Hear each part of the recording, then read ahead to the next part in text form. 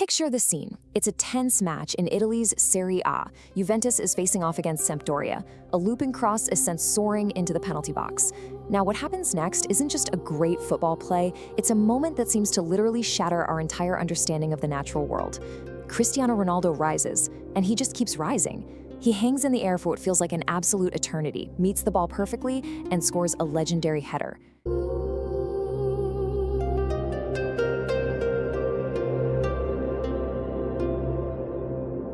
Today, we are launching a full-blown scientific investigation into that exact heart-stopping moment. We're going to treat this like a forensic analysis, breaking down the raw biomechanics, the physics, and the insane viral aftermath of a jump that shocked the entire world. Okay, let's dive into this, because that was the immediate viral question that exploded across social media within minutes of the goal.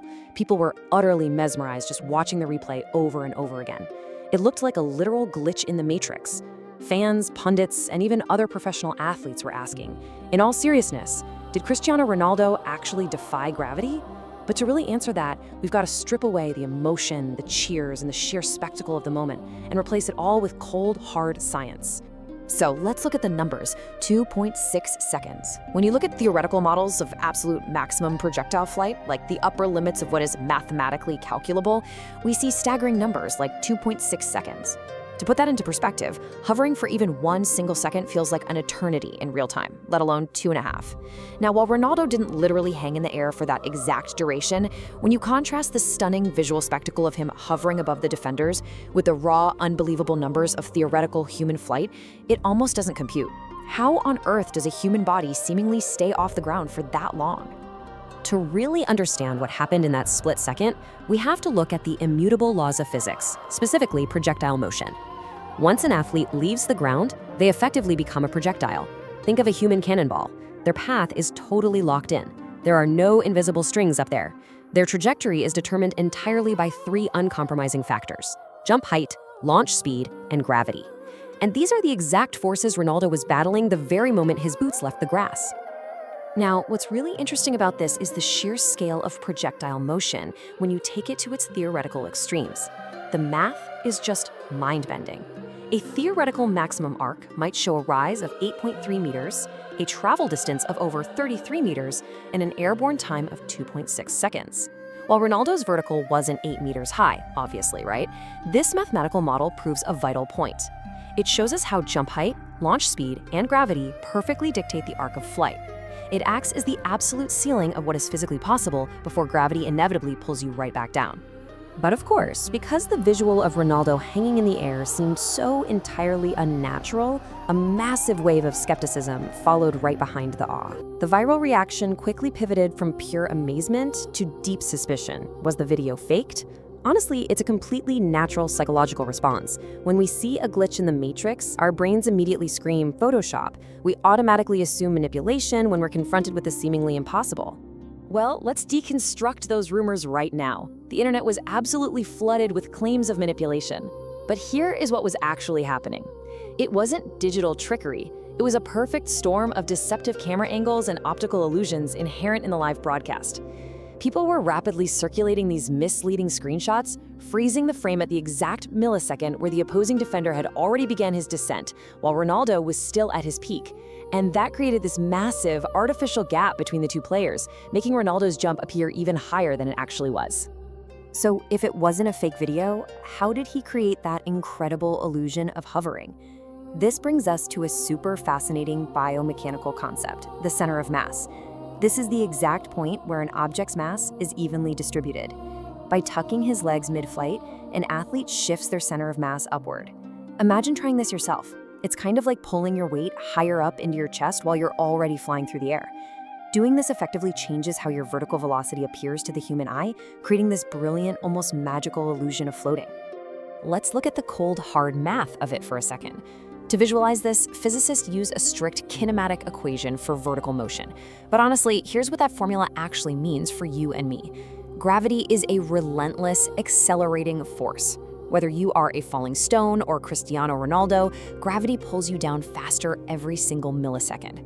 The numbers simply prove that once you hit the apex of your jump, gravity takes full control.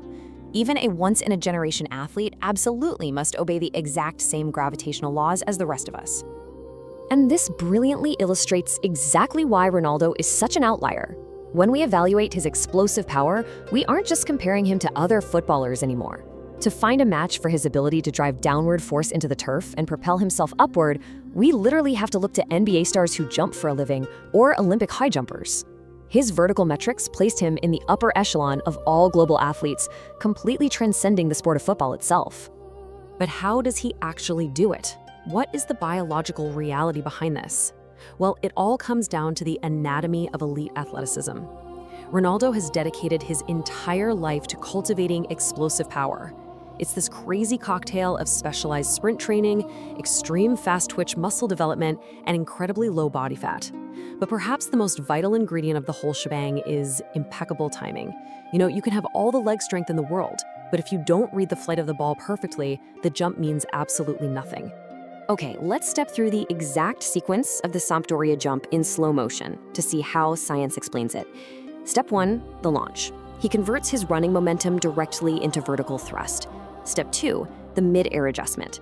As he reaches the absolute peak of his jump, he raises his knees and tucks his legs. This momentarily shifts his center of mass upwards.